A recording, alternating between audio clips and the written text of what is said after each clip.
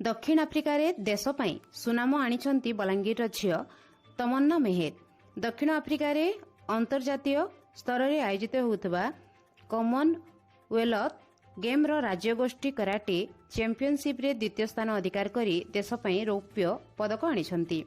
मिलिथिबा सूचना अनुसार एही अंतर्जातीय प्रतियोगिता रे भाग नेबा पई भारतरू 82 जन खेलाड़ी जाइथिले, जेउथिरे ओडिशार 25 जन थिले।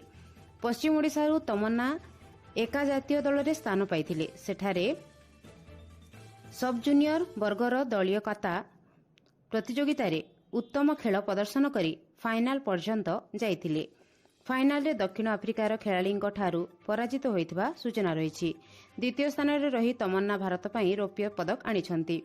एही खबर आसिबा परे बलांगीर जिल्ला रे खुशीर लहरी खेली जाइछि।